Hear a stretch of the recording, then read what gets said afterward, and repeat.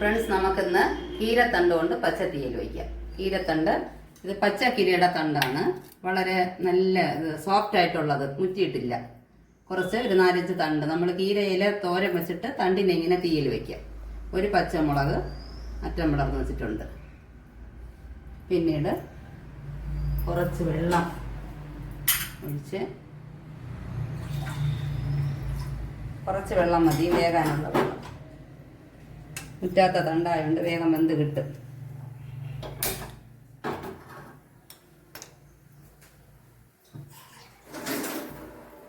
എന്നിട്ട് കീരത്തണ്ടിടുക.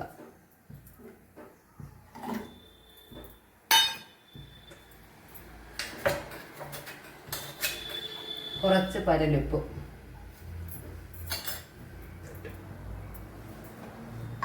ഒരു 2 പിഞ്ച് മഞ്ഞൾപ്പൊടി, വളരെ കുറച്ച് മതിയാവും.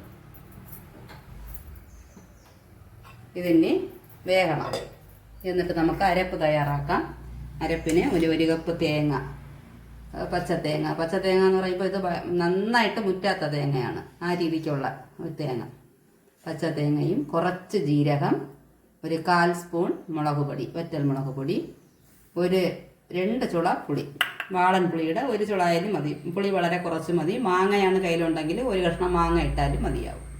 പിന്നെ ഇത് അരച്ചെടുത്ത് വരാം. വെണ്ണ മാതിരി അരയ്ക്കണം. ഇതിപ്പോൾ നന്നായിട്ട് വെന്തിട്ടുണ്ട്. 10-15 മിനിറ്റ് കഴിഞ്ഞപ്പോൾ കീരത്തണ്ട് നന്നായിട്ട് വെന്ത് വന്നിട്ടുണ്ട്. ഇനി നമുക്ക് കൂട്ടിടാം. അരച്ച് വെച്ചിരുന്ന അരപ്പാണ്.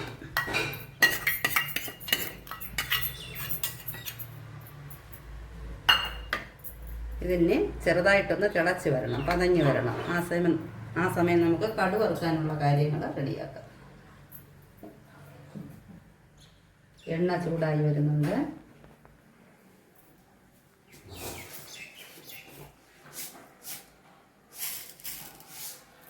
കടുക് ടൈറ്റായിട്ട് 5-6 ഉലുവ ഇടണം.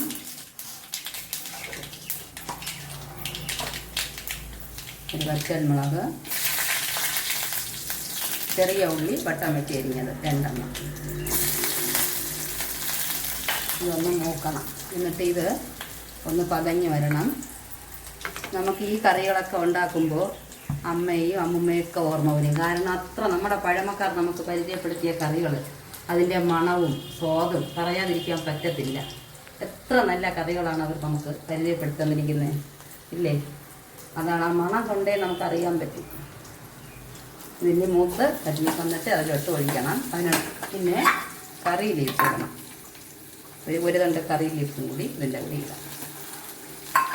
ഇട്ടൊന്ന് വഴട്ടാം. ഇതൊക്കെ തിളച്ച് പതഞ്ഞ് വരുമ്പോൾ നമുക്ക് കടുക് വറുത്തൊഴിക്കാം. ഓഫ് ചെയ്തിട്ട്